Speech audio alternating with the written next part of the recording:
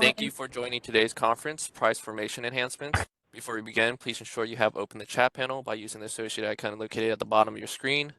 You can submit questions throughout the presentation to all panelists from the drop-down menu in the chat panel. Enter your question in the message box provided and send. All audio lines have been muted until the Q&A portion of the call. We will give you instructions on how to ask a question verbally at that time. If you require technical assistance, please send a chat to the event producer. With that, I'll turn the call over to Brenda Corona. Please go ahead. Good morning, everyone, and welcome to our Price Formation Enhancements Working Group Session 15. In continuation of our sprints, today we will be having a meeting in regards to energy resources and a few folks here today. For as a housekeeping reminder, this call is being recorded for informational and convenience purposes only. Any related transcriptions should not be reprinted without the IS's permission. As well as a reminder, these collaborative working groups are intended to stimulate open dialogue and engage different perspectives. We encourage comments, both verbal and in chat, so please be sure to keep them professional and respectful, and also we will be sending out any chat links in regards to our presentation, as well as an attendance registration report for those who are logged in. Our event producer is Ryan, and you could feel free to send any technical questions to him, and then we have a lot of folks on the room. We'll be presenting on them shortly. As a reminder, as Ryan mentioned, this is a WebEx virtual meeting where everyone's able to raise their hand and dial in. For those who are for audio only, press #2 on your device to be logged in and enter to the queue. As well, for the other agenda item we have here today, I just really want to let everyone know who's in here that's in Tyson boardroom right now. So we're going to go over that in a bit, but today we'll go over the stakeholder process overview. Juan will go over today's goals, and then we'll have Stevie, who's on video, will be going over battery storage bidding and FERC 831, and then we'll end it with stakeholder discussion and potential next steps with Juan, and then we'll close our meeting hopefully around noon, but we'll make sure we go over all these topics, so we might go a little bit over time, but we'll keep everyone in the loop with the timing.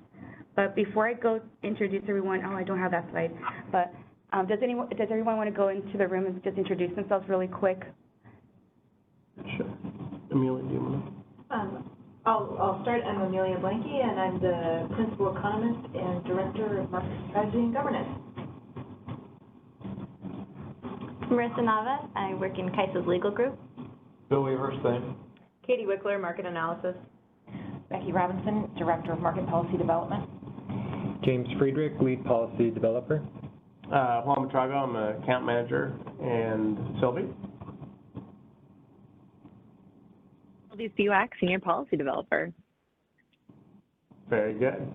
Okay, so Sylvie is going to have the lion's share of this working group session here, but I wanted to very quickly, again, let's frame what we're hoping to accomplish in our time together here today. We're going to be revisiting that proposed energy storage bid cap problem that we brought forth in sprint number 3 of the scarcity pricing sprint.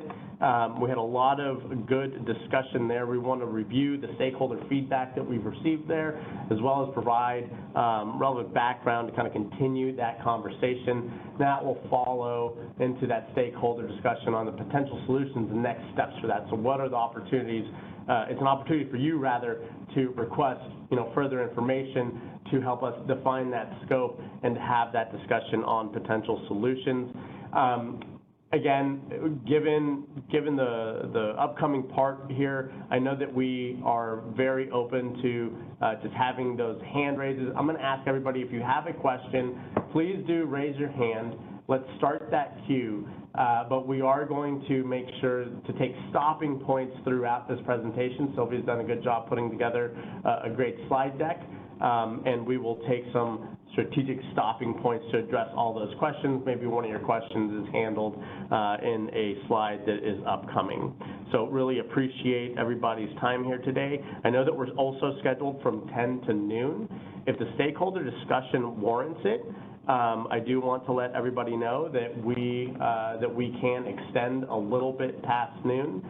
So just want to bring that up for everybody. So if you would care to share your lunch hour with us, we would care to share our lunch hour with you. So with that, let's go ahead and move to the next slide. And event producer, if we could give Sylvie the presenter rights, will give the floor to Sylvie Spivak to start us off.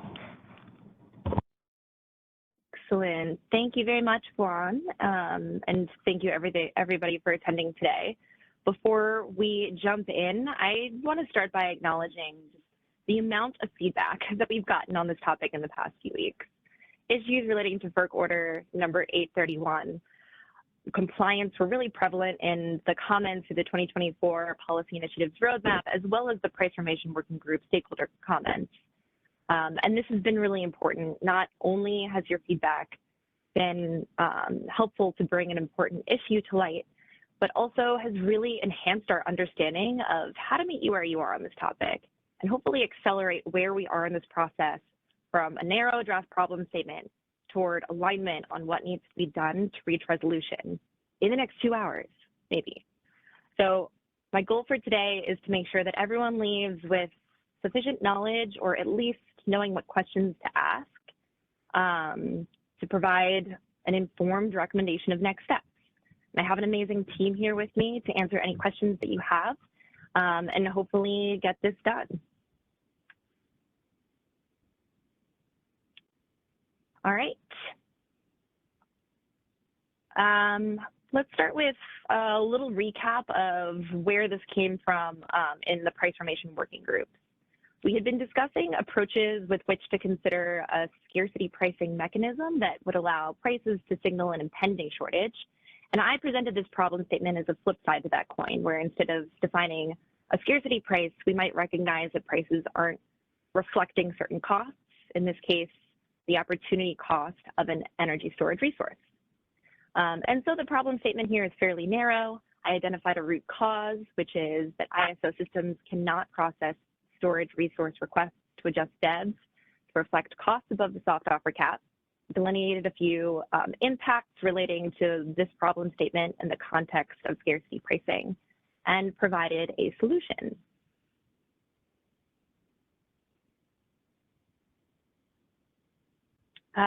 We took a look at this graph where you'll see that prices start to rise above $1,000 in the middle of the day. And you can also see where on September 6th, the minimum state of charge requirement is activated around hour ending in 19, which forces some resources to charge in order to meet their requirements. So the power doesn't go out, but that doesn't mean there isn't an issue with price formation that needs resolution. So our takeaway from this working group was that we don't really need to sell you on the fact that there is an issue or that it's worth spending time on. What we really need to do is figure out what the next steps, what the appropriate next steps are to resolve it. So we're going to take a look at some stakeholder feedback.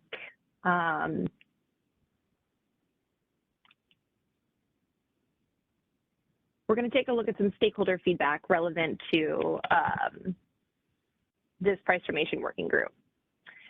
Stakeholders characterize this issue as a high priority issue, some noting that we're seeking resolution before summer 2024. The ISO is going to need to assess a feasible timeline for stakeholder recommended next steps, and I'll note that those next steps might be implementation, depending on what the final solution is, will impact when something can be delivered. This might also consider discussion of what resource types are within scope, potential analysis, discussion of trade-offs, et cetera.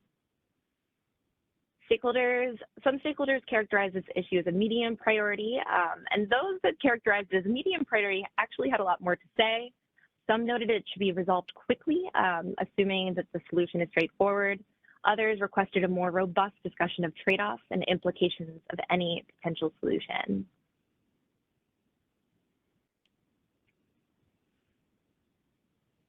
I put together a list of goals and principles that we've seen in the comments so far. This is by no means an exhaustive list, and it also doesn't seem to have a full consensus on each of these goals and principles, but it's a really great starting point to inform what kind of background we need and technical context in order to figure out what a resolution should look like. So the first big theme that I saw was this call to improve the ability of non-gas resources to submit reference level change requests.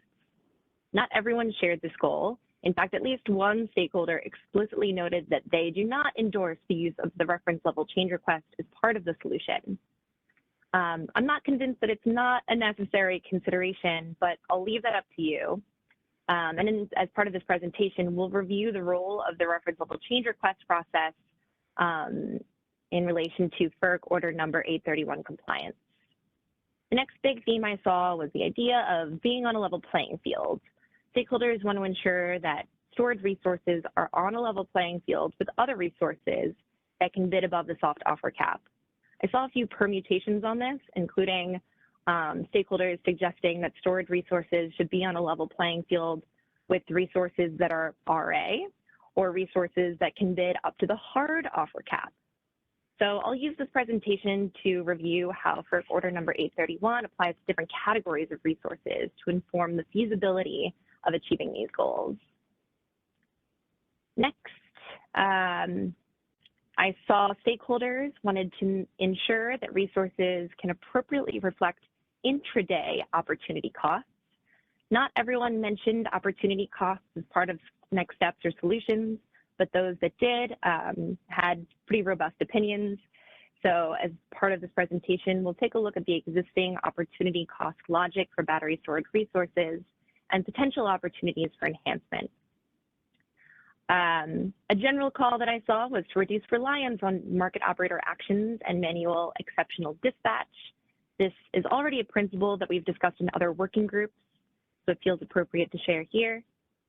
Finally, we want to ensure that technology solutions use the automated process and reduce reliance on manual actions. If we find an automated solution, that's definitely going to increase the viability and the feasibility of that solution and being able to get it implemented quickly.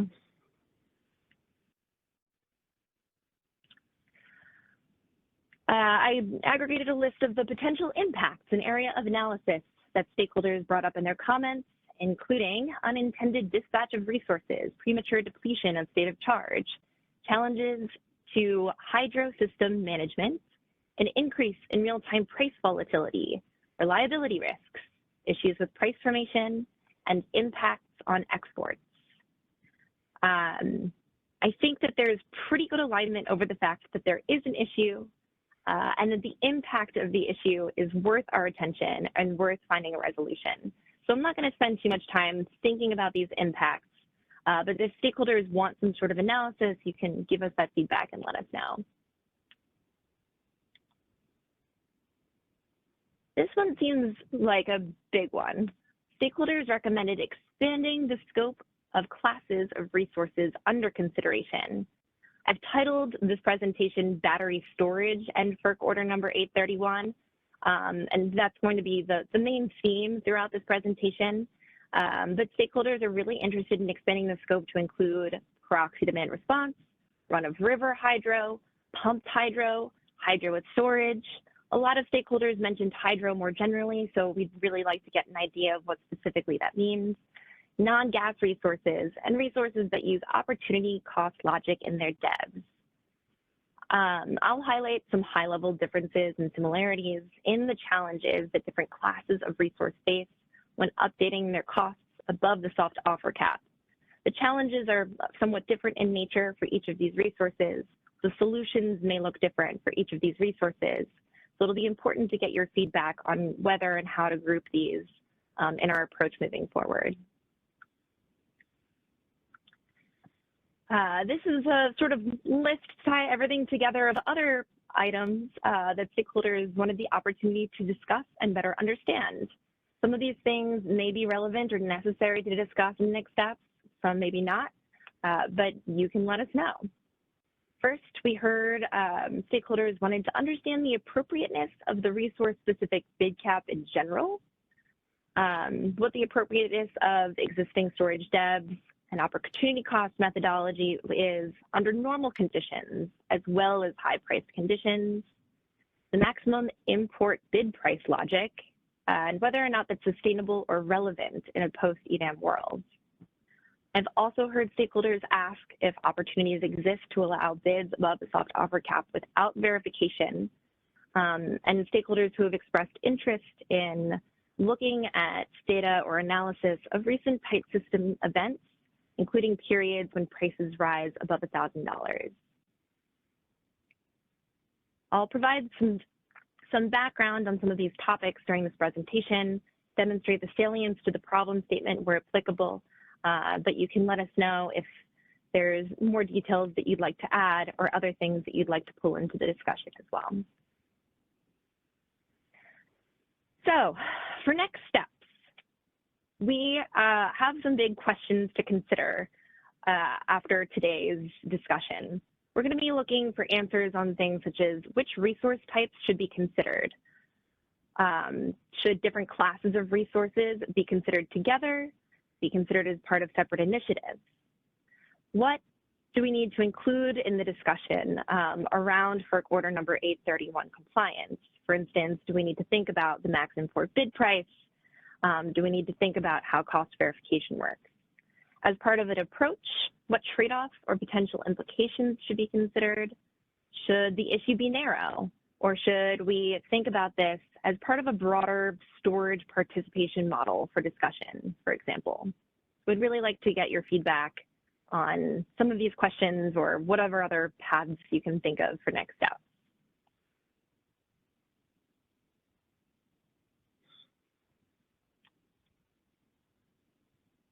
Before I dive into the background, I want to take a moment to clarify the nature of the problem. The ISO agrees with stakeholders that there is a problem or that there is an issue, a gap in implementation. We agree that resources subject to the soft offer cap should be able to accurately reflect costs in the market when they rise above $1,000. So there are some stakeholders that asked if this was a binary question, should we allow them to or should we not? Well, we agree that they should be able to, but that's not necessarily the challenge. FERC Order number 831 requires these resources to cost verify in order to bid above $1,000. So the challenge that I see here is that no cost verification policy or functionality has been developed for storage resources in order to validate those costs above $1,000 per megawatt hour through the reference level change request process.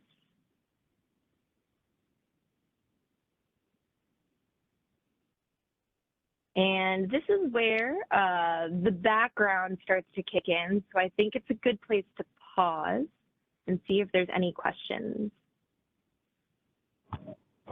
Thanks, Sylvia. If we could go ahead and unmute Nolan, please. And just as a reminder, please do state your affiliation.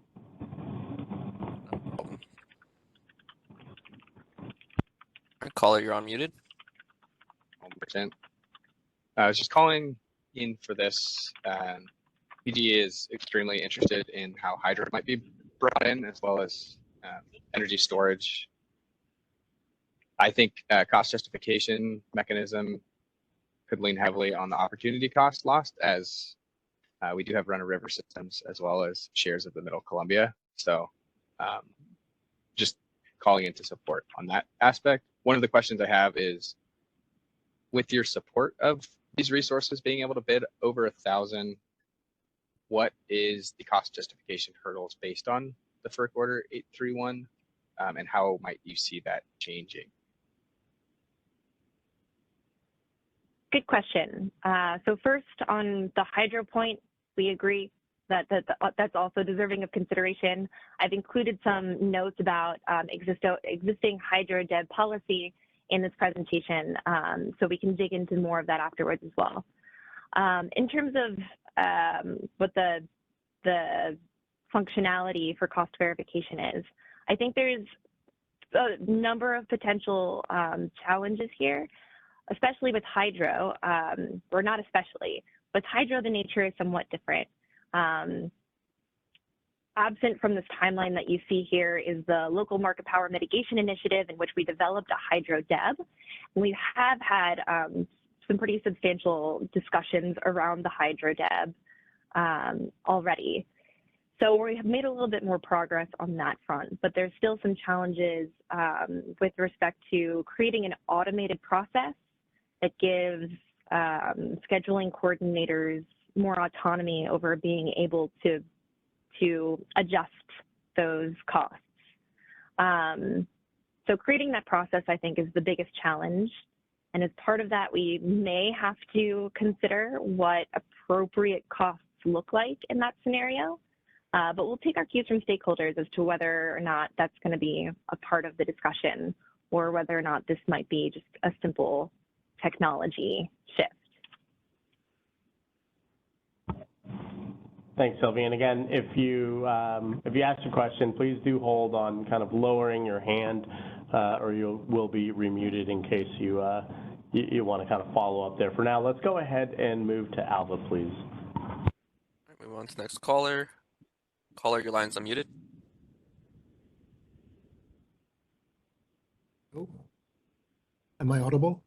You are. Hi, Alva. Thank you. I really love the way you've presented this, Sylvia. It's very complete. I will weigh in on perhaps on the other side of saying, if there's going to be something that's done this summer, it has to be more in terms of the slide prior to the one you just presented, and more micro than macro. I think if there is a macro initiative, it's not going to be resolved by this summer, because there's policy involved there as well as logic. I did want to bring up one example just for you to sort of like the most basic example in my mind of where there's a question of why cost verification should even be needed. I mean, I think in general, if prices are forecast to be above 1,000, that's a prima facie evidence that the opportunity cost is above 1,000, and CAISO acts in setting its bid cap at 2,000. That could be taken as evidence that the prices are going to go above 1,000. But the other side of it is the way that the storage DEB is calculated is based on actual. Should be based on actual charging costs. I think right now, if you were in the September situation where you knew you were going to have to charge at 1,000, the DEB would still not represent that in the discharge cost. But suppose that you actually had that the CAISO knew you had charged at 1,000 and the DEB was actually set at above 1,000. Would that not be enough evidence that no cost verification would be required? I'm just curious if even that situation would lead you to believe that you shouldn't be setting the bid cap at 1,000. Thank you. Yeah, so I'm hearing your question about the appropriateness of cost verification in certain scenarios. So I want to take apart two ideas. One is the FERC requirement for cost verification, and the other is our discussion around what we might deem the appropriate price in that instance. So if it sounds like stakeholders have pretty good alignment over the fact that the scenario that you described is a scenario in which that's a reflection of costs, then it might be a straightforward next step to figure out how to craft a process around that. But as I'll go into more at the beginning of this background section, there is still a requirement from FERC that specific resources have to cost verify their bids above $1,000 through this process. So we still have to figure out how to do that, regardless of whether or not we have alignment over what's appropriate. I agree, and I look forward to that part of the presentation. I do think it's possible that CAISO could perhaps perform that function for the batteries, just as they're very involved in the management of the state of charge. Perhaps they could also perform that function for the batteries. Thank you. Yeah, it's an interesting point. Thanks, Alva.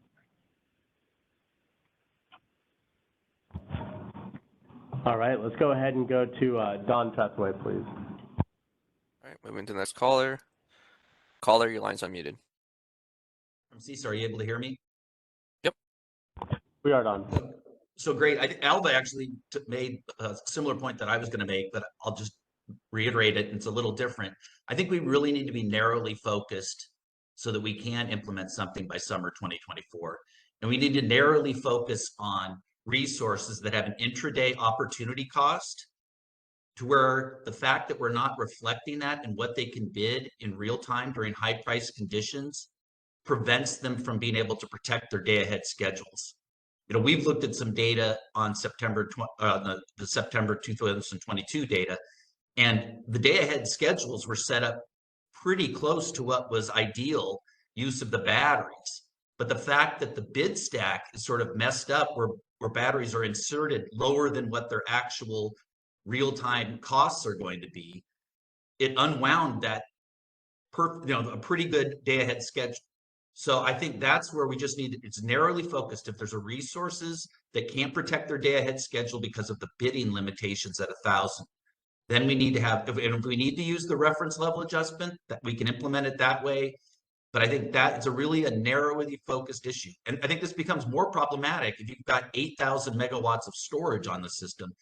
You could move 8,000 megawatts out of the peak, which would be a real big problem. So I think we should just need to narrowly focus on intraday opportunity costs that prevent the ability to protect your day-ahead schedules.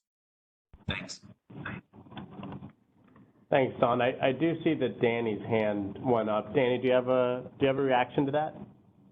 Yeah, I kind of wanted Don's thoughts on the ability to protect a day-ahead schedule. One thing that we've kind of thought is even if storage resources, for example, were able to bid up to the hard bid cap, would those day-ahead schedules be protected from, say, being exported out maybe to support LPT export in the scheduling run? I think to the extent that's the concern, it may be a deeper concern that even goes beyond the ability to accurately represent the cost of these resources, which I think the ISO is in full support of. So, but I just I think like your thoughts. You bring up an extreme example that I wasn't going after. I agree that a low priority export that was self-scheduling in the real time couldn't be protected, but the storage couldn't protect itself against being dispatched to support that export. I completely agree. But I would expect in that instance that the operators would take a manual action and basically realize that they don't want to support that low priority export. I think what we're really trying to get at is think of the example where you basically put a gas resource in at $1,500 now. And now you see a storage resource at $1,000. And basically you'll say, don't run that gas resource because I can discharge my solar or not discharge my storage or not charge my storage and back down the gas resource. We don't want to back down the gas resource in that instance. We want to maintain we want to keep that gas resource on so we can hold the state of charge to when it's needed and the price may be greater than $1,500. Okay, so you're approaching this from a more narrow kind of state of charge maintenance concern, but also like a fundamental accuracy and able to represent costs perspective. Right. But okay. You see in that example, you don't want to use the gas. You want to use the gas resource, and you don't want to use the storage resource. And if the storage resource could reflect that they think the cost is going to be $1,600 when their day-ahead schedules were to discharge, that the market's going to work and actually do that. It won't discharge that storage resource, and it'll keep this gas resource on and running. Okay, thanks, Don. Thanks, Don. Thanks, Danny. Sylvia, any reactions to that, or should we move on to the next? All right, let's go ahead and go to Callie. Keep going. Moving on to the next caller. Caller, your line's unmuted. Hi, this is Callie Wells with WPTF. First of all, we wanted to say thank you guys to being responsive to the stakeholder comments you received. Really appreciate you guys hearing that this is a high priority issue and should be addressed sooner rather than later. I think Don and Alva actually hit on the same high level points that I was going to make, but in terms of, what the scope should be, I think this kind of comes down to the prioritization and some of the trade-off discussions. Whether or not the CAISO would consider maybe an interim solution just so something can get in place before the summer if, once we start going down this road and having these conversations, maybe it might be taking a little bit longer to think through I'm going to call it the quote-unquote perfect solution. But given the sense of urgency, maybe this is one of those cases where, we implement something as an interim solution so it's in place before this summer and then continue the conversations.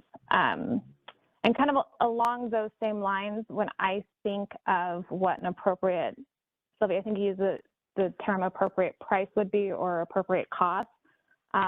I think a good starting point is to go back to those DEB conversations, because obviously we had a very similar conversation when we developed the storage DEB a couple of years ago. And obviously opportunity cost is part of that. So it could just be a matter of recognizing that those are the appropriate costs to be using in this case. And I would be curious, actually, based on that formulation, if you guys have had cases when the bid cap has been raised to 2,000, if the calculated DEB for storage resources have been above 1,000. I don't know if you guys have that sense on hand, or if that's something you guys can look into, because it's based on, I think, the fourth highest LMP. So I suspect there are some cases where maybe the fourth highest LMP was above 1,000, and you see the storage DEB above 1,000, but yet they couldn't reflect that in the actual market. So I won't take much time, just because I think Don and Alva articulated the points I was going to make already, but did want to throw that out there as well. Yeah, thank you, Callie. And again, right, we're hoping to hear from stakeholders what further information, the scope, and the potential solutions. So, Callie, we'll take that back as a request for further information, and we can update the working group. Yeah, great. And sorry, just one last little point. Yeah. Within that narrowly scoped, I would throw PDR in there as well. I think that's another one that should definitely be included as a high priority along with the storage DEB. Thank you, Callie. Okay, let's go ahead and unmute Chris, please. Moving on to the next caller. Caller, your line's unmuted. Hi, this is Chris Devin with TerraGen. Can you hear me all right? We can. Yes, we can. Great, thanks. So I think a lot of good points have already been made. I would just like to say that TerraGen concurs with CISA and Don Tretheway's points fully, and I also wanted to add some support for what Alva from PG&E also stated on, the assumption of what the costs would be for these storage resources, and I think that all those points were well made. So similar to Callie, I won't repeat those, but I do want to concur and support those thoughts.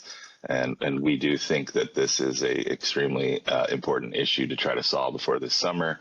So I would also concur with Callie's point about, even if there has to be something done on an interim basis, I think we fully acknowledge that there are some challenges with the cost verification requirement piece that you noted, Sylvie. I think we understand that concern, but I think there's probably some way that we can, make that demonstration to some of Don and Alva's points. And I think, to what Callie was saying, I think it would be very beneficial to the efficiency of the market to just try to do something before this summer, and even if it is, interim until we can have more robust discussions, we would support that.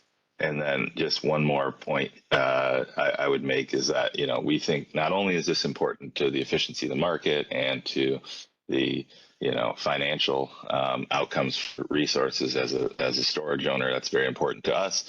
But beyond that, I think it should be very important to the regulatory bodies, to the CAISO, and to the LSCs, the load serving entities that are the off-takers from these resources, because by continuing under the current process, CAISO has some market out of market actions they can take with the minimum stated charge requirement stuff, and the operator hold SOC, and we recognize that those things can be used to avoid perhaps some of the reliability concerns, but the fact that there are RA storage resources that could be discharged to serve loads outside of California during these high price conditions is extremely concerning, and should be something that even those other entities beyond just the supply community really support, in our opinion. So thank you for the time, and I'll leave it at that. Thanks, Chris. Let's go ahead and go to Josh next, please. All right, moving on to the next caller. Caller, your line's unmuted. You guys hear all right? Yep. Great. Josh Arnold, CES. I'm not going to reiterate the points that have been brought up because there's some incredibly good points that have already been mentioned. I just wanted to include a quick observation that this discussion sounds incredibly familiar, and it sounds like the integration of VERC 831 bidding into the RDRR process. So I'm wondering if there's something that could be leveraged there from that initiative way back when into examining how such a process could work for storage, PDR, hydro, and the rest. Because I do agree that a fast term, a quick solution for the summer may be very critical for proper price formation. But thank you. Thank you, Josh. Let's go ahead and go to Doug, please. All right, moving on to the next caller. Caller, your line's unmuted. Bay Area Municipal Transmission Group. I like the way that Don framed the problem as protecting the day-ahead awards, because I think he's right. The day-ahead market does do a really good job of shaping the storage resources to when they're really needed.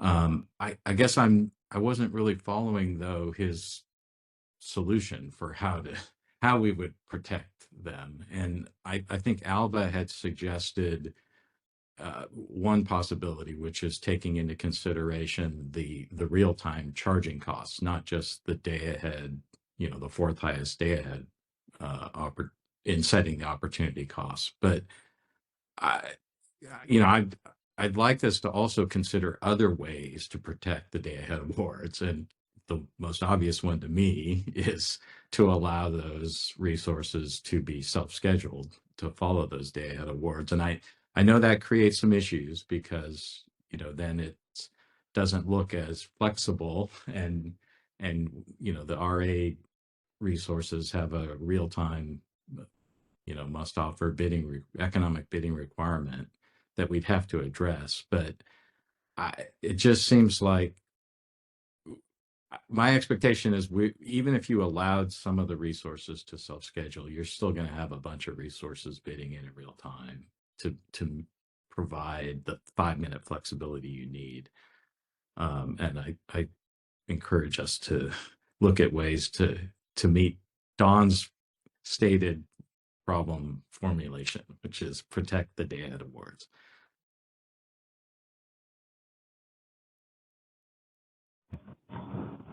Thanks, Doug. And I do see that Don's hand went up. Don, if you want to respond to that, and then, again, some of these other items that have come up, Sylvia's going to take a little bit of a deeper dive into as we move in. So let's go ahead and move to Don, please.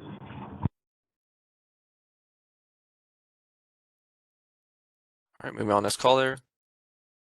Caller, your line's unmuted. Yeah, this is Don. You able to hear me? Yep.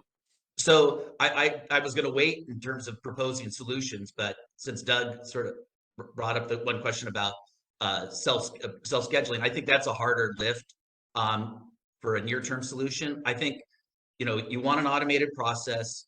We should just recognize when someone submits an offer above $1,000, that whatever the highest bid in that hour is, that serves as the reference level adjustment for the storage resources and any other resource that's got it has to have a day ahead, not a day ahead, excuse me, an intraday opportunity cost.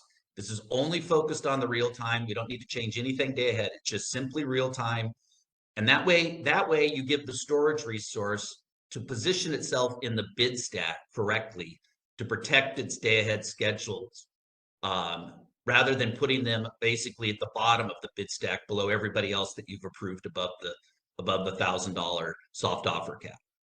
So if you have a maximum import bid price and you don't have any imports or exports bidding above that level, then you set that as the storage bid level, and you should also probably divide that by the round trip efficiency of the resource, and then you've got storage at the top of the stack. They have the ability to bid there. If they wanted to bid below that level, they can. But then you've at least got the ability to accept a bid that puts them in the right spot on the bid stack in the current hour. I appreciate that, Don, and we'll let the kind of community let that marinate a little bit, and we will be coming back to potential solutions. So I really appreciate all the engagement there. We've been taking note of all this feedback.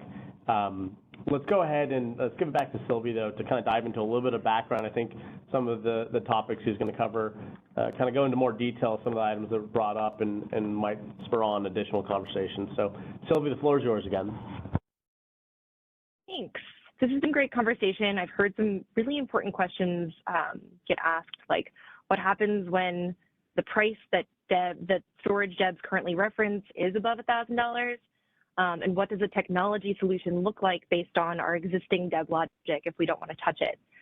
So these are things that we'll get into in this presentation, and then we can circle back to talk about what might be feasible.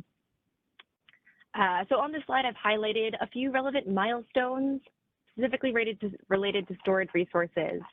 First, we see ISO compliance filing with FERC order number 831 in 2019. In this compliance filing, the ISO notes that resources could use an opportunity cost as the basis for cost verification, but we also note that resources such as storage and demand response at that time did not have DEBs and thus could not be cost verified. However, there have been some enhancements since then. CCW was making its way through the tariff process in 2019. This was the initiative that enabled resources to better reflect actual or expected fuel and fuel equivalent costs in reference level calculations. We also had the import bidding and market parameter initiative. This established the max import bid price as a way of screening unspecified bids, amongst other things. And then 2021 and 2023, we have the big enhancements that establish opportunity costs or establish storage DEBs and opportunity costs. In ESBER, we established an energy storage DEB option, but there was only the real-time DEB at that time had an opportunity cost associated with it. And then more recently in ESB, we established a day-ahead opportunity cost. That might have been a lot of milestones, but I wanted to make sure everyone knew where to find all of the relevant background and policy discussions in case you wanted to refer back to it. So let's kick things off with FERC order number 831, a primer. FERC order number 831 requires resources to cost verify offers above $1,000 per megawatt hour. In order to successfully submit an energy bid above $1,000 per megawatt hour into the market, a resource has to verify that cost-based offer. Resources that cannot be identified are not subject to cost verification because we cannot identify them. And FERC noted that the ISOs and RTOs have the authority to define costs. So if we say an opportunity cost is the basis, is a valid basis for verification, then that works. We just need to figure out how to do that through a process. FERC order number 831 applies differently to different resource types. There's two main groups here, the hard cap only group and the soft cap group. The hard cap only group is demand bids, export bids, virtual bids, bids for non-resource specific system resources. These are non-resource specific system resources that may be external, non-specific resources, imports, things that we can't identify and therefore cannot ask to cost verify. The soft offer cap group is resources that we can identify, including generators, non-generating resources, demand response resources, etc. The bids in this category must justify bidding above the soft offer cap. And before we get more into that, let's talk about the hard offer cap group. Resources in the hard cap group can bid above the soft offer cap automatically, meaning without cost justification, when at least one of two of these things occur. Either the max import bid price, which approximates prevailing energy.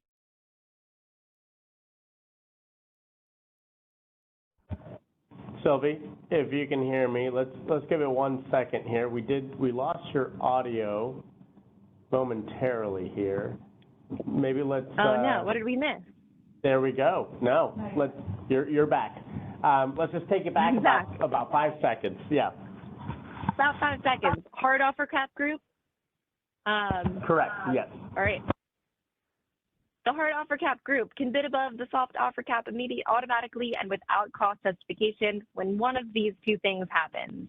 The first is that the max import bid price rises above $1,000. The second is that the soft offer cap group cost verifies their bids. At least one resource in this group cost verifies and is able to reflect a bid above $1,000 in the market.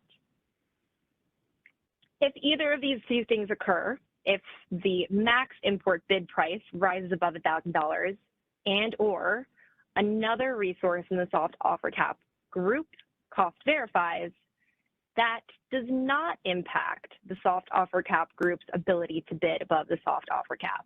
These are just things that impact the ability of resources in the hard offer cap group to reflect costs above $1,000 per megawatt hour.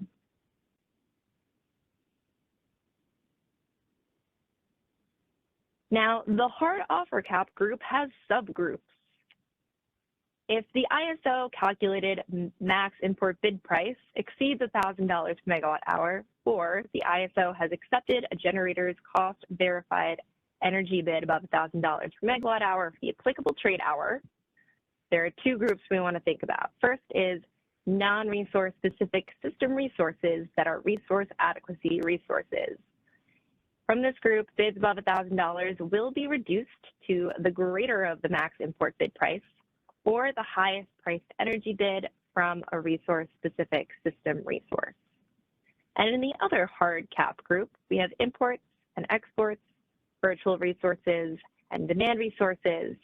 From this group, bids up to $2,000 per megawatt hour will be accepted, and they will not be revised down to the greater of the max import bid price or the highest price energy bid.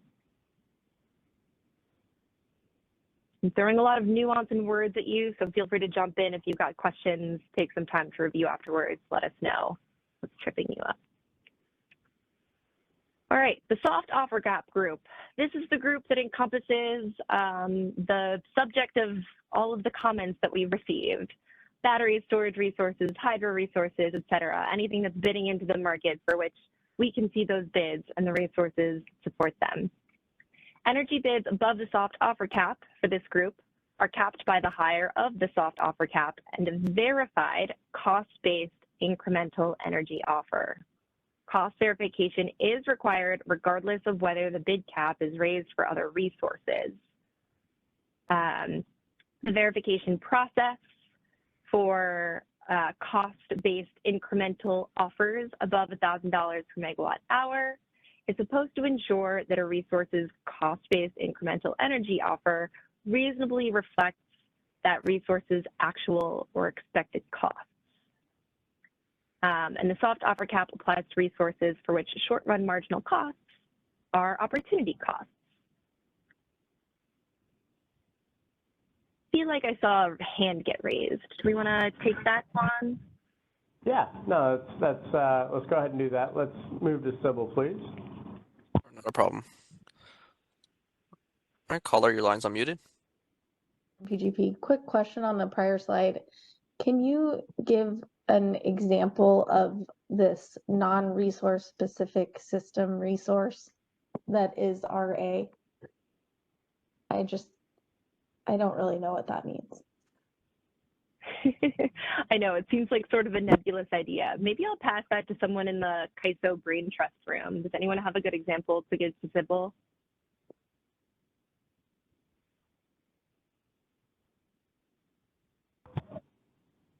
Yeah, I think that would apply to like an import or an export resource that might have some sort of RA contract dynamic, something like that.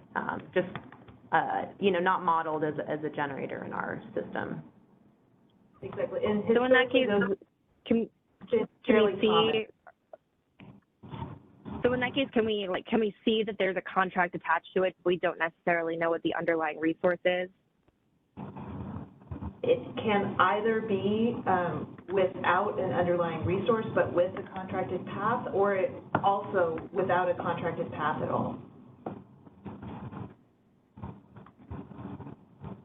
Okay, and the intent there is it's lower than the bid up to 2,000 to protect the RA import?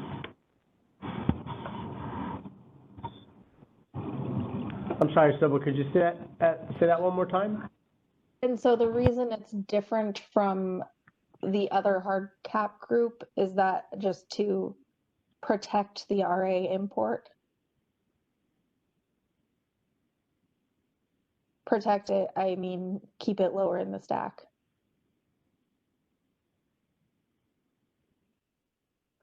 Or maybe just a broader question, what is the motivation for the RA resource being in a different category?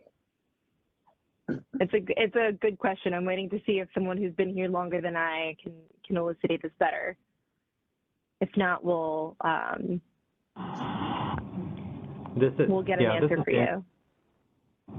Yeah, we can help a little. Our understanding is that the reason why non-resource specific system resources have these rules attached is because since there's no underlying generator, a non-resource specific import can't cost verify by definition. And so this rule is, a blanket rule for those types of resources because we can't cost verify them. Okay, I guess I'm just struggling to differentiate that from the imports in the second bullet, since the RA import was given as an example of that. Hi, Sybil. Yeah, no, this is Becky. I see what you're saying. I think the rationale for the different treatment there is that because that category, that non-resource specific system resources that are RA, because it does have a resource adequacy obligation, there's a concern about potential withholding, right? And the maximum import bid price is a sort of a way for us to rationalize what is the what is the opportunity cost of selling that elsewhere in the regional market space. But I think in that circumstance, like imports that are not resource adequacy resources that don't have any obligation to serve, load that they've contracted with, you might be willing to pay up to $2,000 or sort of at any price, if you will, under FERC's construct for that energy, right? So you don't want to cap imports that have no obligation to serve you, because in those circumstances you're really looking for any energy that you can find. But resources that have a RA, contractual obligation, and maybe the situation is a little different there, and so that's where I think that construct was set up to really try and approximate a reasonable estimate of opportunity cost. Hopefully that is helpful. Yeah, thank you. Sorry for the distraction there. That was a longer answer than I anticipated. Thank you. No, not a distraction, a good question. Yeah, and worthwhile to highlight that max import bid price is a reflection of prevailing bilateral, is an estimation of prevailing bilateral prices, and in effect an opportunity cost with which we filter those non-resource specific system resources that are RA. Thanks, Sybil. Yeah. No, let's go ahead and go to Don next. Thank you, John. Looks like he lowered his hand. Oh, he raised it back. Oh, we're back up. Go ahead, Don. Yeah, I think Becky did a good job explaining, this non-resource specific system resources, this is just system power that's procured out of another balancing authority area, and there is a differentiation for RA. I would note, though, that the RA rules for system power requires that import to be either self-scheduled or bid below zero. So this doesn't even really ever come into play.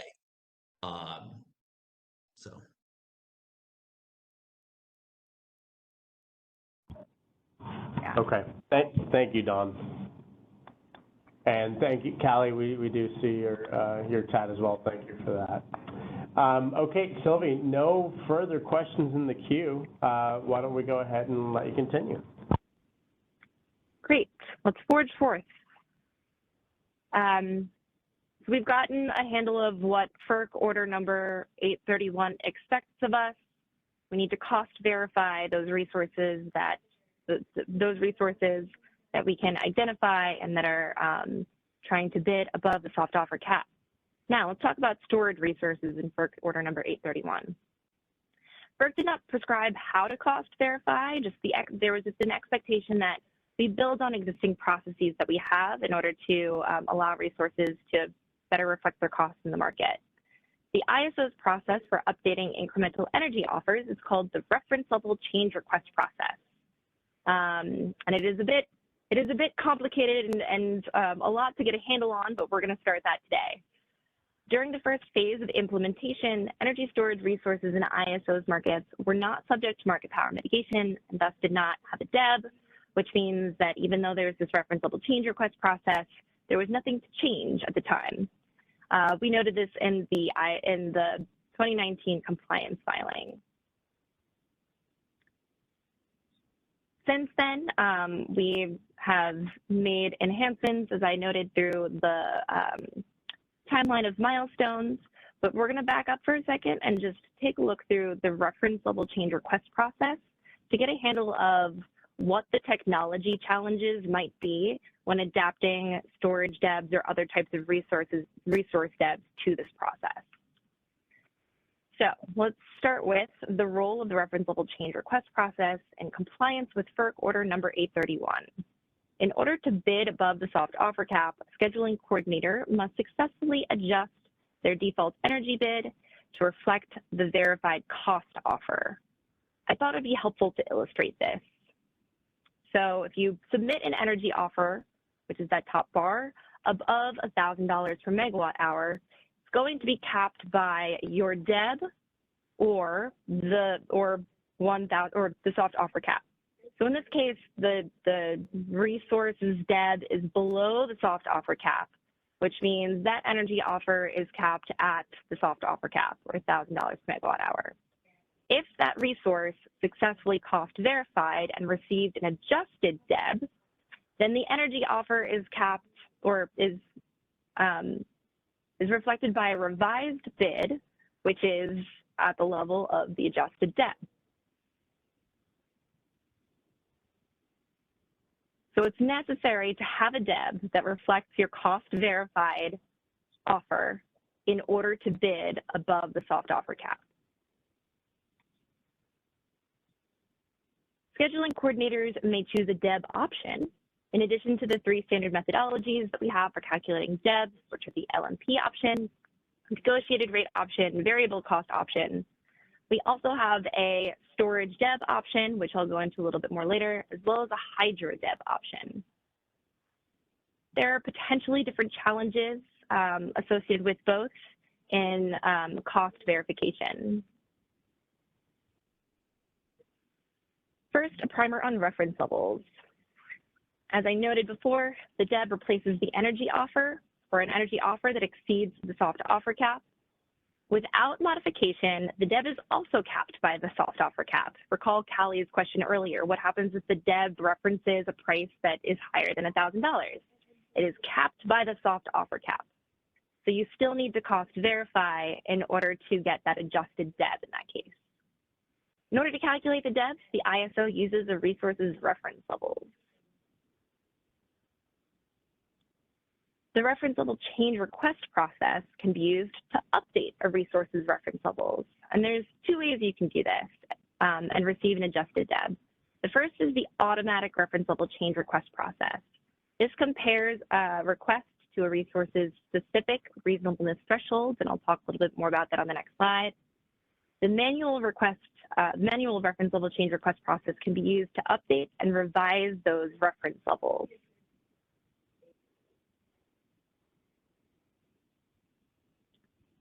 A little more on the automated reference level change request process. This can be used to request an adjusted default energy bid but that's validated against a resource's specific reasonableness thresholds. And the reasonableness thresholds for all resources is this upper bound value based on the variable cost DEB option, which I have put on the screen here.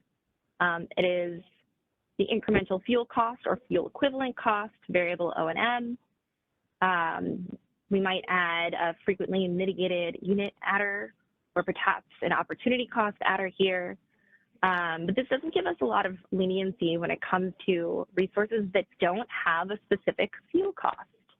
So it might be difficult for resources like storage resources to adjust this reasonableness threshold.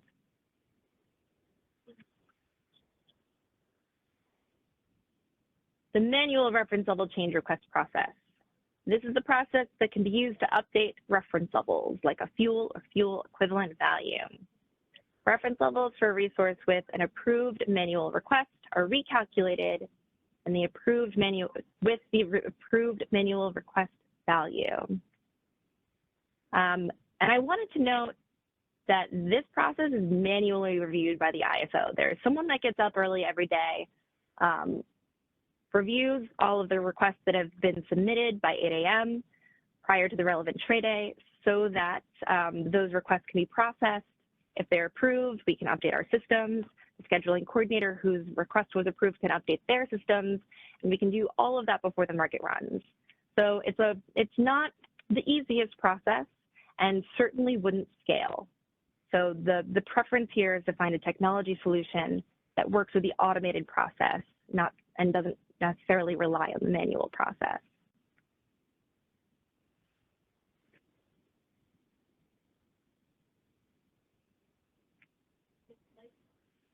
I do want to pause before I move on. Next, I'll talk about a few ways where the ISO can make adjustments to resource-specific reference levels. But before I do, are there any questions about the automated process, the manual process, or what the potential expectations are when thinking through a technology solution?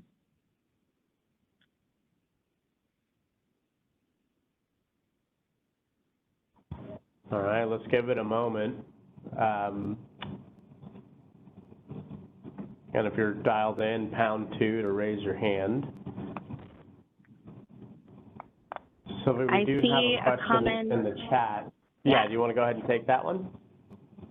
Has the CAISO considered using the aftermarket cost verification process? That is definitely available to all resources that aren't able to verify their costs pre-market. I think what we're hearing from the community, though, is that that's definitely not optimal. We should have a way for resources to verify those costs pre-market for a lot of different reasons that we talked about at the beginning of this presentation. For example, price formation, increasing the efficiency of addressing reliability in certain conditions. So yes, the aftermarket process is available to you, but it's not something that, it's not going to promote the efficient market solution that we're really looking for.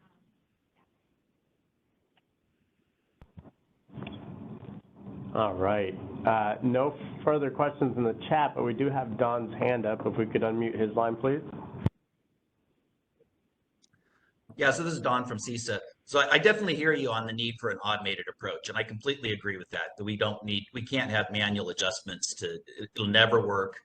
And that's why I think, when I sort of talked about potential ways to do this, if CAISO has all of it, and I made a comment in the chat that, the fuel cost is the energy market. And so to the extent that all of the bids that were submitted, 75 minutes prior to the operating hour, that you could do basically look and see what the highest submitted bid is and use that to automatically update do a reference level adjustment for all of the storage resources and any other resource that has an intraday opportunity cost, and leave it at that. And I think then you can also maintain the after the market or after the fact approach, to the extent that, let's say you didn't get a bid at $2,000, the highest bid you got was $1,300, and then the pricing ended up being $1,700 in the peak hour, and the storage resource for some reason was dispatched earlier.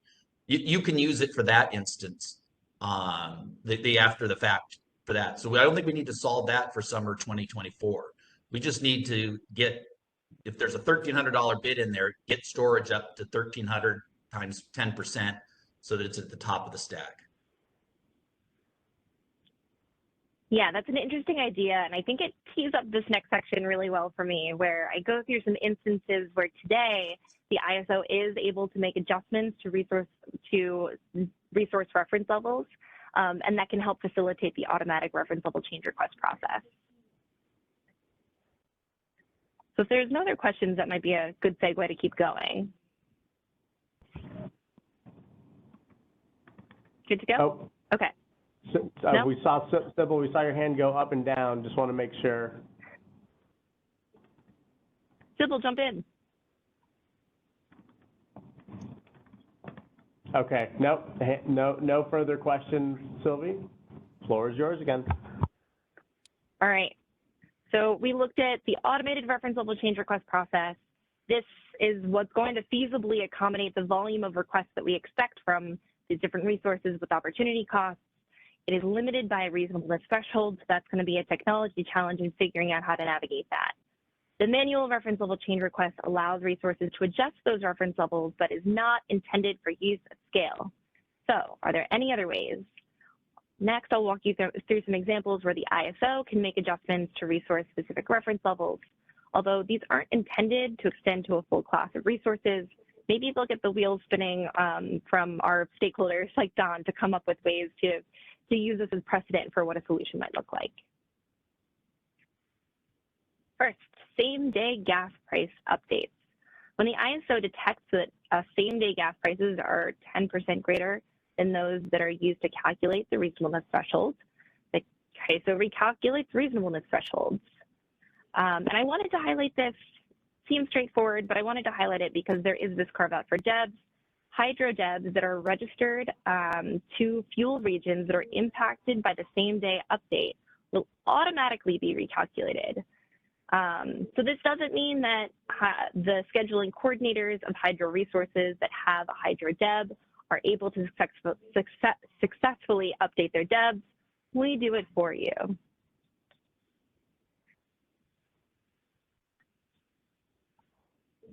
Another scenario is the multiple manual reference level adjustment, where the ISO will update the reasonableness threshold for all resources mapped at a fuel hub at which we've received 3 manual reference level change requests. What that means is we've gotten three requests with documentation proving the validity of these costs at that fuel hub. So the fuel cost is updated to a volume weighted average of the 3 verified costs that we've gotten, and other resources mapped to that fuel hub would still have to submit a reference level change request in order to update their DEBs. We're just updating their reference levels on the back end, but now it makes it easier for them to do so through the automated process because those reference levels reflect the higher costs. This rule only impacts the reasonableness thresholds of gas resources mapped to that fuel hub, not resources that do not use gas in their reference levels. It also only applies to real time and not the day ahead. So some potential opportunities, but also limitations to this idea. Next, persistent conditions. The ISO can apply a resource-specific parameter to the reasonableness threshold when a resource's fuel or fuel equivalent costs are systematically greater than the gas price index used to calculate those reference levels. This is really resource specific. We identify one resource for which this is happening, and it's not intended for use across a class of resources.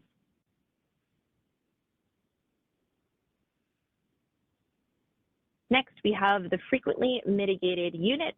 You saw this adder attached to the reasonableness threshold earlier. A frequently mitigated unit is an additional adder that can be added to a resource's DEB if the resource is constantly getting mitigated. Frequently, in this case, means over 80% of its run hours over a 12-month period, and we will have needed to see that this has historically risen. So that's a pretty high bar to define frequently. And I also wanted to note that adders are also subject to FERC Order number 831 rules. We cap those at $100. Thanks, Sylvie. And maybe now that we're kind of at a segue, I noticed a couple of hands kind of go up and down. And we currently have Alva's hand up. So to the stakeholder community, if you have any questions on anything that was just covered, please go ahead. And for now, let's go ahead and unmute Alva, please. Hi, Sylvie. Again, really enjoying the way you're presenting all this stuff so clearly. I was sort of expecting, and I wanted to basically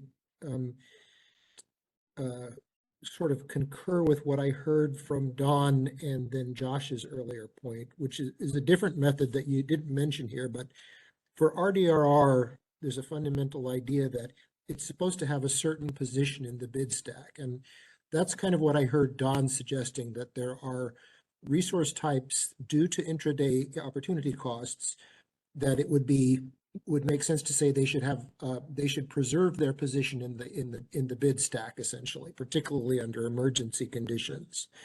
And so we know that that was possible for RDRR. It was more of I think a shoehorn, as opposed to what you've been talking about, which are kind of more broad, methodologies that apply to a lot more resources. But I think there's a lot to be said for using Don's rationale and essentially saying the point here is to maintain an ordering in the bid stack, just as we did with RDRR. So thanks for all of what you're doing here.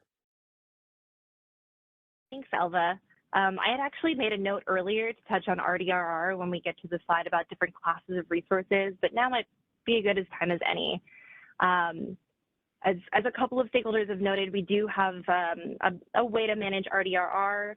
It has a requirement to bid at least 95% of the cap, which makes them unique and also a little bit different from PDR, which is a resource that we allow to participate economically. RDRR is reliability use limited. And I think that's an important distinction to make if we're thinking about using some kind of mechanism like that. What we're really doing is reliability use limiting that resource. I think that's a good point. And I think what Dawn brought up is sort of in that vein, in the sense that there's essentially a limit on use during the day that you're trying to capture. It's not exactly the same thing, and it is definitely squishier, but might be a direction to look at for implementation. Yeah, maybe a good direction to go in as we think about short run backstops. Thank you. Thanks, Alva. Thanks, Alva. Let's go ahead and go to Callie next, please.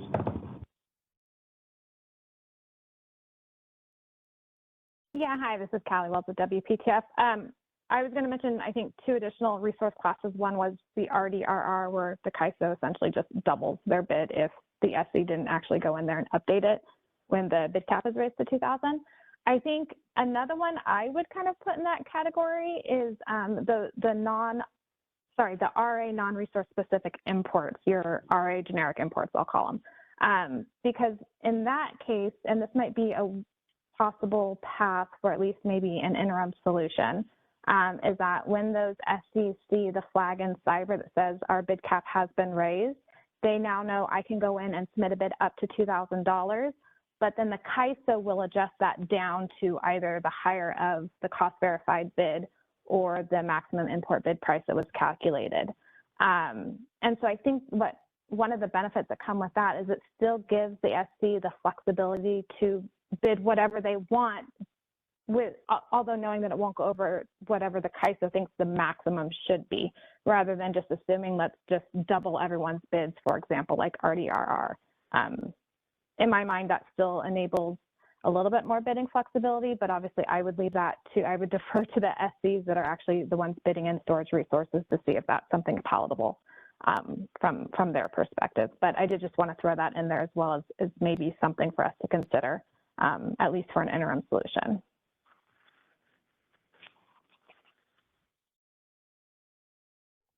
Thanks, Callie. It's a good perspective.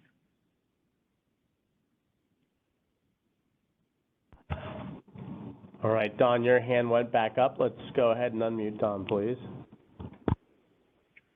Hi, this is Don Trethway from CISA. I just realized the chat just goes to the panelists, not the entire group, but I wanted to compliment Alva on more articulately stating the point that I was trying to make. And I also think what Callie just brought up is key to actually a quick implementation because, you know, there is nothing that says you can't bid below your DEB. And the way that the current reference levels are adjusted and the notifications that you get that you can now bid up to the 2,000, they could simply bid to 2,000, but it's going to be set at whatever that highest price is. You know, so if the highest price was $1,400, you can't submit a bid. You know, they can submit a bid at 2,000, but you're automatically going to bring it down to the $1,400 level. So I think you can leverage that existing functionality and approach for this short-term solution. Again, so that we can get these resources that have an intraday opportunity cost at the right spot on the bid stack. Thanks.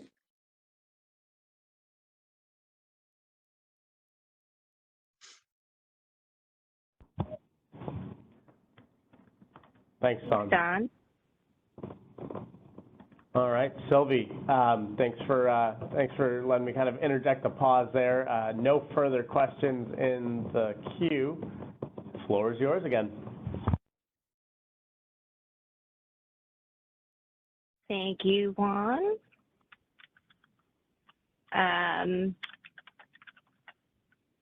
Let's keep it moving. We're going to do a very brief overview of existing DEB policy for storage and hydro resources, and then get a little bit more into solutioning and next steps. So we're almost there. For energy storage DEB policy, the storage DEB accounts for energy costs to purchase and charge. I think someone mentioned that earlier. There's also a cycling cost component, but the big piece is this price-based opportunity cost. For real time, the opportunity cost references the fourth highest day-ahead LMP, and that was established through ESDR Phase 4. In the day-ahead DEB, the opportunity cost references the fourth highest LMP from the market power mitigation run of the day-ahead market run. Also wanted to highlight the hydro DEB here. This looks much different. We've got a gas floor that represents hydro generators replacing peak energy. The short-term component, which represents short-term limitations based on bilateral prices in the resource's local area, and the long-term geographic component, which represents the opportunity cost of future sales and or bilateral sales at remote hubs for a number of months equal to a resource's storage horizon. And that's really the only thing I've teed up in terms of DEBs to talk about today. So I'm going to move on to potential solutions and next steps. One of the things that we can do as a next step is, or should do, I should say, is define the scope of resources under consideration. There's different classes of resources. They might require different solutions. So what do we need to address soon? Do we address them as a package? Do we create separate initiatives? And in order to facilitate that discussion, I wanted to highlight some key differences between these resources. We've heard a little bit about RDRR, which is a use-limited resource. We already have a function in there that requires that they bid at 95% of the cap. That's different from PDR, which is allowed to participate economically. PDR, though, is not subject to market power mitigation and does not have a DEB currently, which means finding a solution for PDR is going to look different than considering solutions for storage and hydro, which have existing DEBs. The storage DEB option exists, so the discussion around that might look like extending or fashioning a solution on the existing storage DEB option, or thinking about what the DEB option contains, maybe thinking through the opportunity costs. Then there's a hydro-deb option. This exists, and there's certain rules that are already explained in the tariff around the hydro-deb option. So the conversation around that has progressed a little bit further insofar as there are ways for a hydro-deb to raise its bid. Still don't have that, the scheduling coordinators still don't have the ability to cost verify themselves, but there are ways for us to adjust the reference levels on those resources. So the takeaway here should be that different classes face different challenges. The nature of the solution might be different. We're open to considering all of these, but we're really going to need your feedback in terms of what's a priority, what to discuss together, and what to separate out. The next potential step, this I feel like is Don's slide, enhance the storage deb option. There are the existing opportunity costs for energy storage debs does not necessarily account for intraday opportunity costs, buying power on the bilateral market, and certainly doesn't reflect any fuel costs, which is the key right now for being able to update your deb through the automated reference level change request process.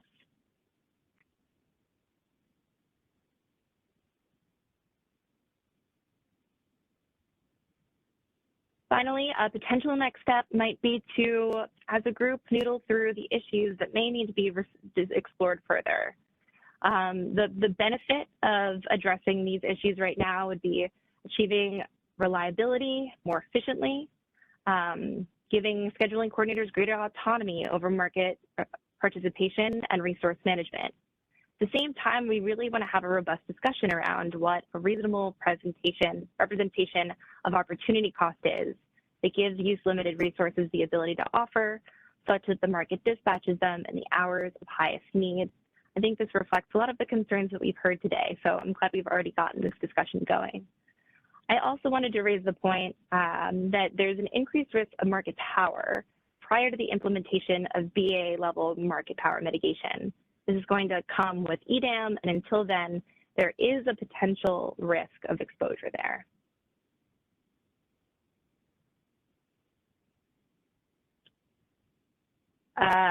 So we'll pause on this page, and we've got plenty of time to open the floor to more stakeholder feedback and discussion.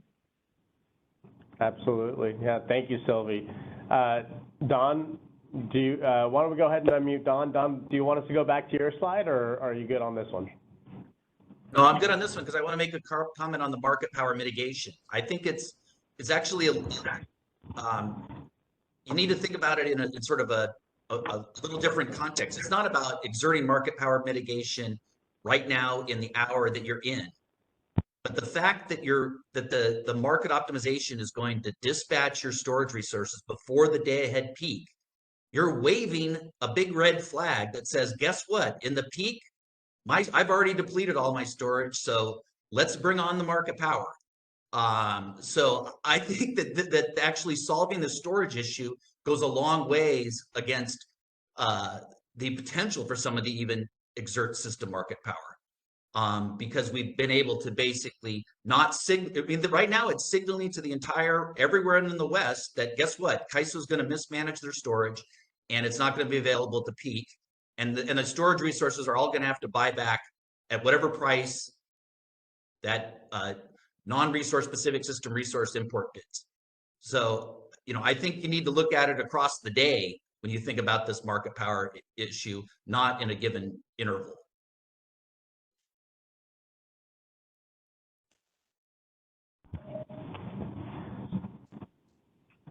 Yeah, interesting. Thanks, Don. Yeah, I'm going to encourage any kind of, we have a couple of hands in queue. Alva, Callie, I see you, but I'd really like to kind of take what Don said. If there are any other stakeholder reactions to that, please do jump into the queue. Let's go ahead and unmute Alva for now. This is a reaction to Don's comment, although I do agree that this has definitely been a rogues gallery in terms of the comments. It'd be good to get more of the, I don't know how many other people are on the call, but it seems like there's 6 of us.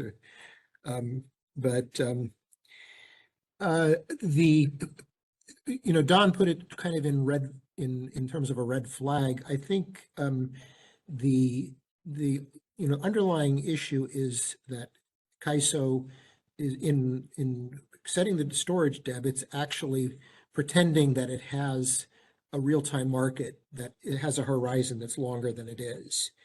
And so ultimately that issue is going to have to be addressed in a completely different context, and maybe it's years down the road.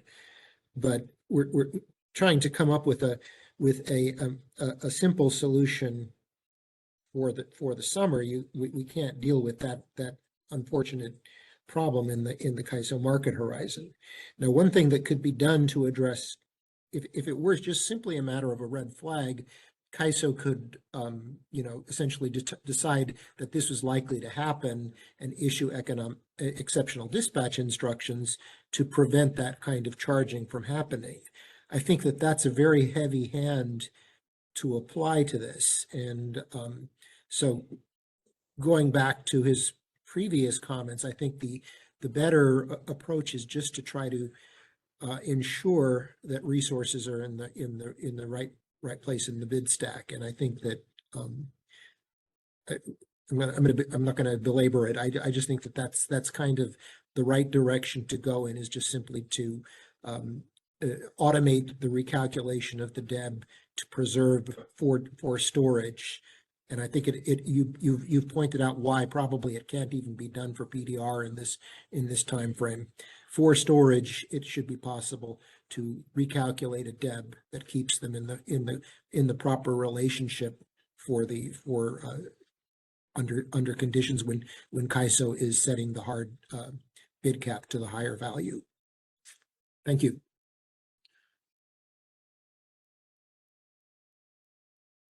Yeah, thanks, Alva.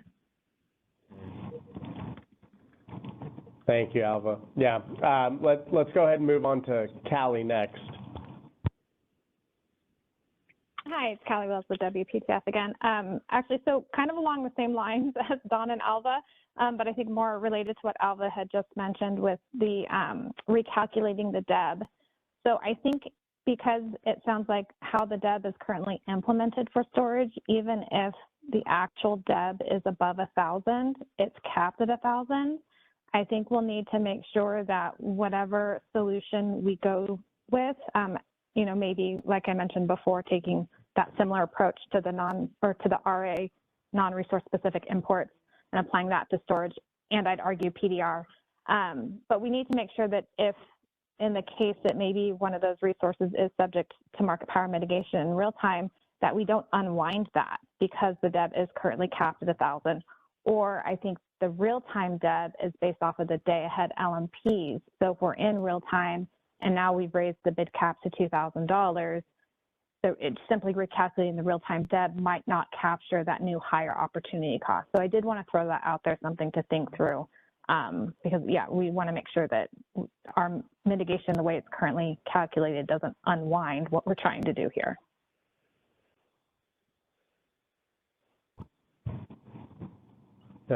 Thank you for that, Callie. Yeah, let's go ahead and go to Sybil next. Thanks. This is a really great discussion today. I think, you know, similarly, I just wanted to echo that this is important for hydro resources, and I'm not sure if there's some modification to the short-term component that could capture this when we have these conditions in the market, or, you know, an additional component to the max function for the storage hydro resources for a short-term solution. But certainly I think that if it's possible to fix this for the battery resources, it should be reasonable to find a at least interim solution for the hydro resources that have the intraday opportunity costs. Thank you. Thank you, Sybil. And thanks for the continued plug for hydro. I know that's of interest to a lot of stakeholders, even though this has been storage heavy. Yeah, no, Sylvian, I think it also kind of goes back to earlier in the presentation when, you know, we're talking about trying to define the scope. and the different classes of resources that we had in the comments, right? We're seeing, I think, a representation of those across the board. But I would ask the stakeholder community here for those who, some were very specific on hydro, some were not. So for those of you who kind of use hydro generally, if you would mind raising your hand and kind of sharing your thoughts there. I'll leave that, and for now, let's go ahead and go to Nolan, please. Oh, let's unmute Nolan, please, while I try to get the motion detector to get our light back on in the room here. Yeah, sure. It's Nolan with PGE again. I've been very encouraged with the hydro discussion here. More on the specifics, we do agree that intraday bidding structure for the short-term component, we would like to see improvements there.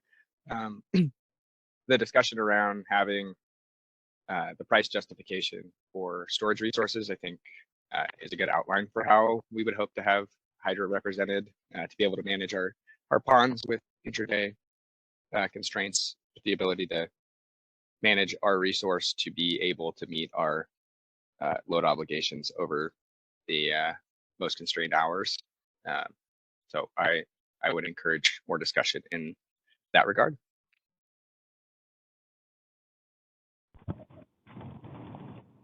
Absolutely. Thanks, Nolan.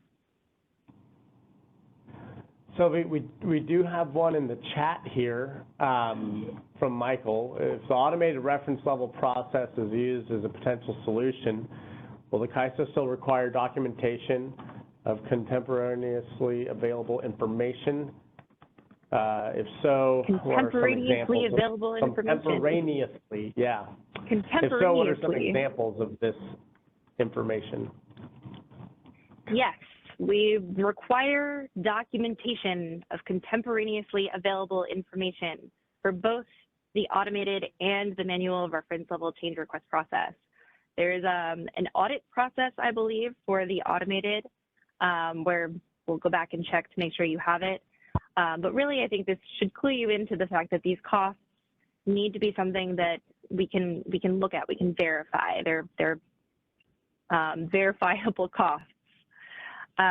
Which poses part of the challenge here because you need some way to prove it. But that requirement holds regardless of the solution.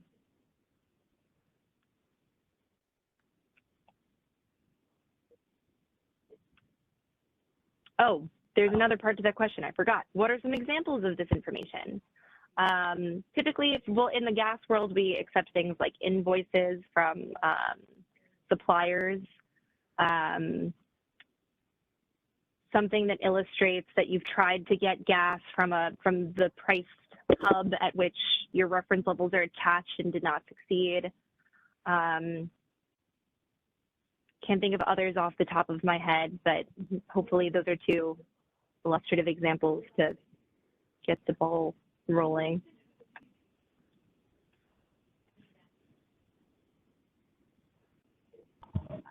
Oh, we got a clarifying comment there. He meant for storage, yeah. Well, I think that's the challenge, right? For storage that we're trying to figure out. For gas, a lot more clear. You have an invoice for gas delivery for a supply and input that drives the price of your resource. We don't know exactly what that looks like for storage. So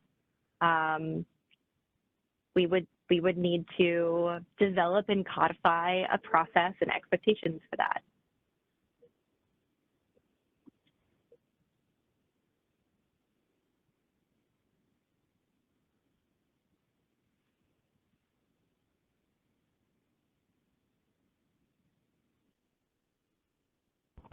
All right, thank you. Let's go ahead and unmute Sybil, please. So I think one thing that was referenced was the maximum import bid reference. And, you know, I think in our comments we had noted, you know, right now the reliance on bilateral pricing indexes as I think something that clearly if it's being used to indicate the change in the price cap, then that seems like it should be able to be automated into the verifiable process or used as a verified metric, at least for the interim. I do think it is really helpful in this discussion to think about, short-term solutions versus something where we have the future of EDAM and, as we've seen even with the EIM, potential liquidity drying up in bilateral markets. Maybe there's a longer term solution that can dig in more on, Alba's question of how the market looks out over different periods of time, and these other concepts of verifying other bids that have something that is more of a direct cost, so to speak. But I think from our perspective, at least for now, looking more at the bilateral reference price as something that can be utilized in these formulas seems like it should be reasonable to include in the interim solution set. Thanks. Yeah, I agree that that's something reasonable to think about. If it's something that the ISO already calculates and already has, it shouldn't be too difficult to integrate that into the process. But also hearing you on potential long-run impact. So I think you highlight an interesting pro-con list there on the feasibility of that as a solution. It's worth further discussing.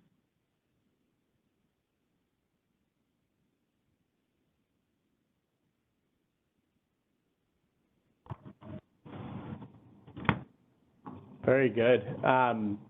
So again, before we, I'm not seeing any other kind of reactions or comments here, but we heard a couple potential solutions. Really appreciate that. We brought up the scope. I do want to kind of circle back to kind of the third aim for today's session before we kind of give a last call for further comments, which is if there's any further information that you would need. So Callie, we took yours, but I want to kind of pose that question to the community here as we begin talking about what is the appropriate scope and what could we do, timing, et cetera.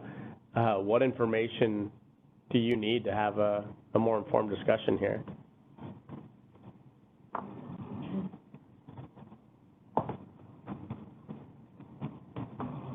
Yeah, Nolan, thank you. Go ahead and let's unmute Nolan, please. Yeah, thanks. I think it was mentioned earlier that the gas price justification for the increase to a hydro deb would occur automatically. Is there a way for that notice to go out? Would that be associated through some sort of ADS dispatch message so that operators would be able to manage that with a short-term change? So Nolan, I'm sorry, would you mind repeating that for me? Yeah, sure thing. It was mentioned that with the increase to the gas price, allowing the default energy bid for hydro resources to increase, that would be implemented with an automatic increase for the hydro deb. Would there be notice sent out to entities around that change so that they can make adjustments to their bid strategy? Sure, yeah, this is Katie Wickler. I can take a stab at that. I think it would depend, of course, on how the solution was implemented. Currently, we utilize the CMRI, the Customer Market Results Interface platform, as a way to communicate those default energy bids, commitment cost values to scheduling coordinators, and those are available for viewing before the various markets close. So I think in a way that's, effectively the tool we use for quote-unquote notification. We'd have to think about, you mentioned ADS, other solutions. I think that would just sort of come in the implementation part of the discussion, but it's a good point. Okay, thank you. Thank you, Nolan. And I apologize, give me a second here. Alva, that's your hand there. Let's go ahead and unmute Alva, please.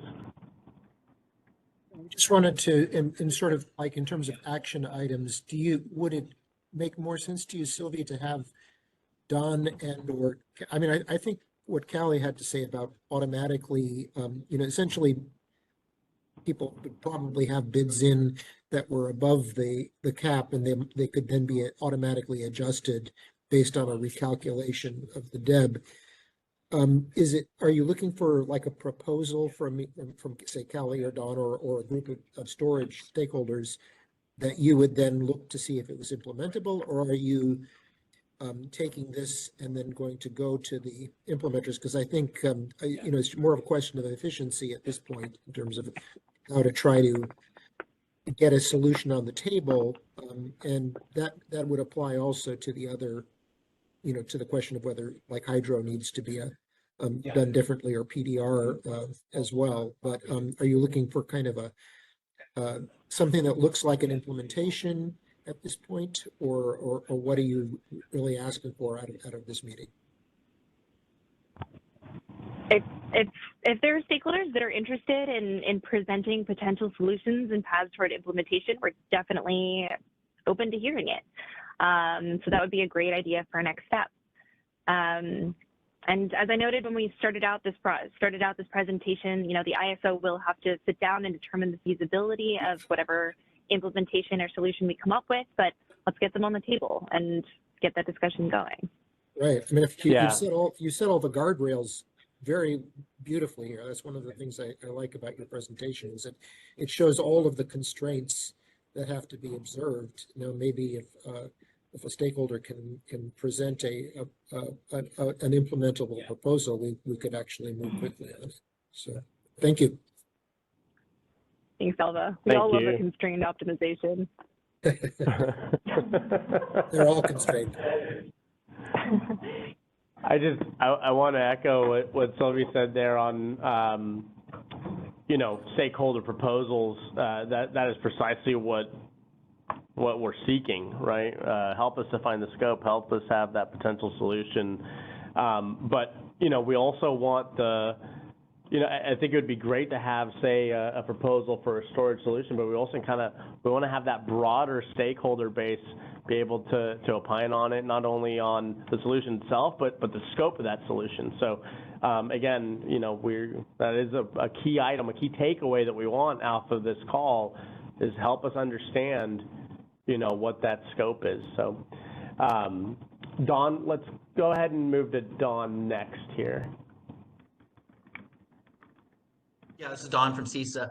I think, if we really want to implement something for summer, we need to be, reviewing a proposal now and getting an implementation assessment. I don't think we can wait and continue to discuss, 2 or 3 weeks from now. We're burning time. And I think, again, I think you've already got an established process where you do this for gas resources and automatically update the reference level point. The real question is, what do you use for storage? And I had one solution, which was you could use the highest bid that was submitted for that hour. We could maybe come up with other, someone mentioned the maximum import bid price. You could use that as the amount, and then maybe adjust that for round trip efficiency and add the 10%. So I think you have a process where you could automatically update it for gas resources. You just need to extend that same logic to storage, and anyone else that has these short-term, intraday opportunity costs. And then we can address all the other issues later. And I think, Josh Arnold made a great point. I think on the demand response, I think the current approach where RDR got into the right bid stack it was basically recognizing exactly what we're recognizing here with storage, is that we've got to get a reference level adjustment automated, so that we can get in the right spot in the bid stack. So I think that is a proposal. The question would be, is that something that's implementable by summer?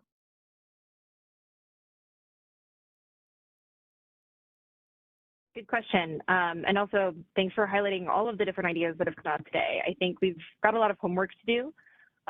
So we'll go back and piece through what we need to do to put some of these ideas together. I'll keep my eyes on my inbox just in case you want to present something. And we'll keep all of our channels open for stakeholders to let us know if they have ideas or questions in order to keep this process moving forward as quickly as possible.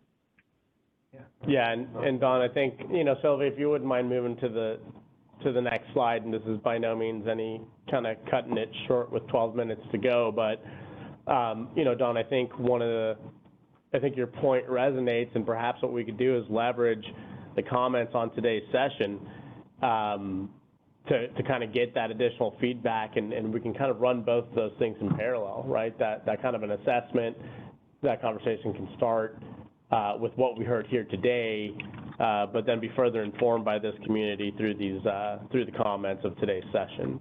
So.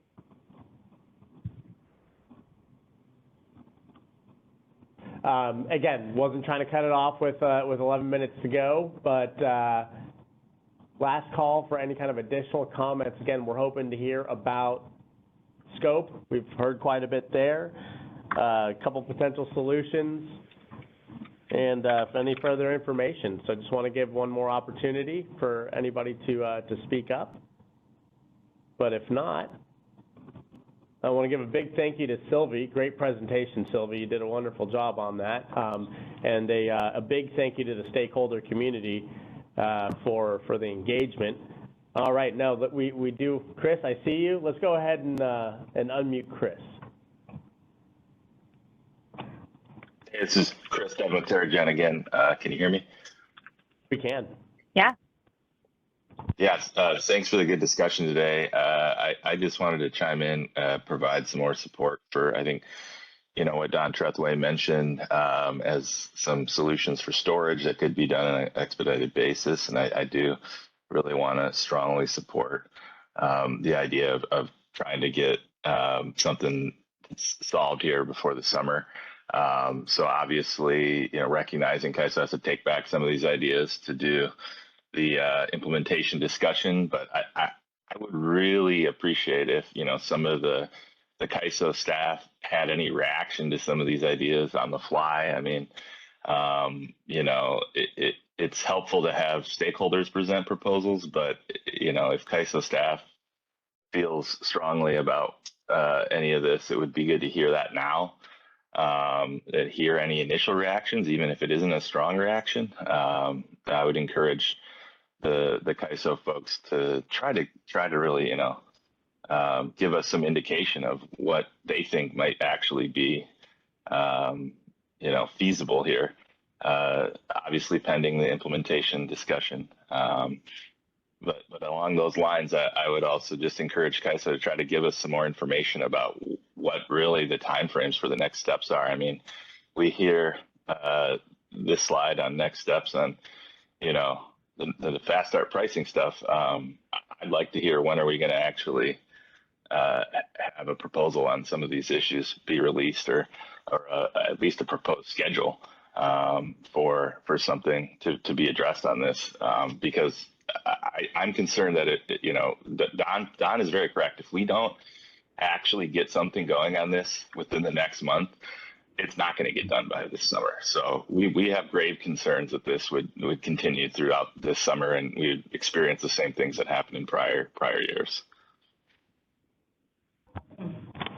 Yeah, no, Chris, thank you. I think even there are a lot of dependencies within that question itself, right? I think as far as next steps, we put the fast start pricing up. That's just a signal that we changed the date, and we want to make sure everybody plans accordingly.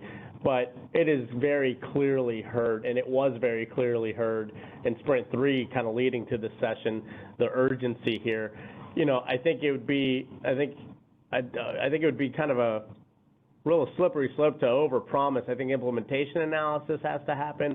I think that what we're looking for is for the stakeholders to be able to weigh into that so that we have the proper implementation analysis. Let's not do one, hear a lot from our stakeholders, have to do another, have duplicative effort and kind of further belabor or delay that timeline. But what we're looking at here is, comments on today's session, with a quick turnaround time. So apologies in advance to the stakeholder community, but, really kind of seeking around 2 weeks, but, let's call it 2 calendar weeks, really about a week and a half, but we hear the sense of urgency. We just want to make sure that we're doing a robust analysis and that we're having a good discussion before we come back to the community. And the last thing we want to do is, let's start something on a quote unquote expedited manner, and then need to come back in the exploration phase of it, right? So I know that's a squishy answer, Chris, but hopefully it's a fair one. And yeah, Becky, go ahead. Hey, Chris, and Juan, thanks for all that. I think that I agree with everything Juan just said. But Chris, I hear the question of, what's the ISO staff's reactions? I'm happy to offer a few of my initial reactions as a result of the conversation. And certainly, as Juan was saying, I think we, are interested in hearing more from stakeholders, from those we've heard from today, as well as those that we maybe didn't hear from today, but who might provide written comments or comments offline. But I think, what I've heard today is that I think there's unanimity that storage and use-limited resources should be able to offer in such a way that reserves their use-limitedness or their use-limited energy for times of highest need. I think I like the principles that Don and Alva and others put out there in terms of thinking about where do we want storage to be in the bid stack, right? And so that we do save it for those times of greatest need. It seems to me like the trick is getting the opportunity cost representation high enough, but not too high. For instance, we want to raise it high enough so that storage resources can get used in the real-time market in the, if they're 4-hour storage, call it the 4 hours of greatest need, roughly, right?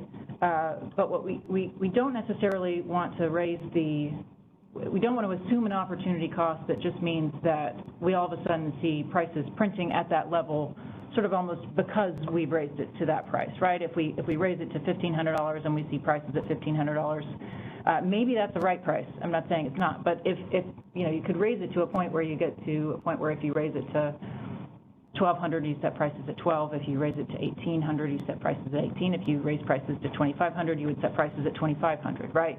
I think we're cognizant that we've got 8 gigawatts of storage on the system, and that's a lot. And Don, to your point, I agree with you. I think that makes this a significant problem that we need to solve because it is such a sizable chunk of our dispatchable fleet. But at the same time, it makes us, want to go in with eyes wide open in terms of what are the likely impacts of making the change, and it raises the stakes for trying to get it right.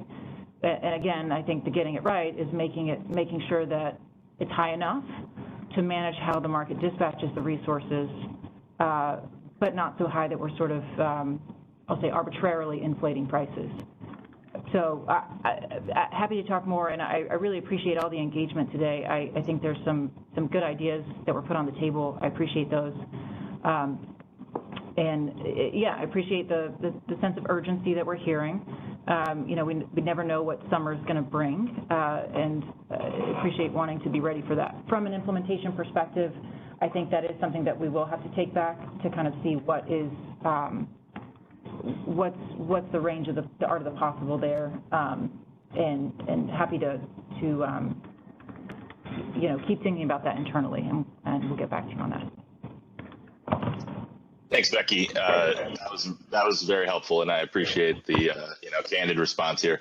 That's really what I was looking for. Just a bit more engagement on the CAISO side to explore some of these ideas on the fly, recognizing that you guys aren't committing to anything here, but that was very helpful. So I sincerely appreciate the response there, and yeah, again, I just want to reiterate the urgency, and you guys are hearing it, but just wanted to, indicate strong support for some of those concepts that Don mentioned. I think those are really probably one of the only pathways that would solve this for storage in a interim basis or something on an expedited basis that we could get in before the summer. So would strongly encourage CAISO to try to consider the implementation feasibility of that as quickly as possible. And I'll leave it at that. Thank you. Thank you, Chris. Doug, we do see your hand as well. Let's go ahead and unmute Doug, please. Hi, Doug Boccignone for BAMX. I just wanted to respond to Becky's comment. I think if we could find a way to, in addition to the bidding that Don and Alva have been discussing, to allow the storage resources to self-schedule, that would be another way to get resources dispatched when they're needed and without worrying about them setting the price.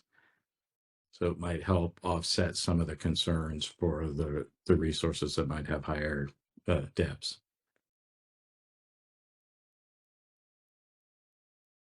If we had both options. Yeah, sorry, a little bit of a late unmute there, Doug. No, I appreciate that. Thank you. We'll definitely take that into the internal discussions as well.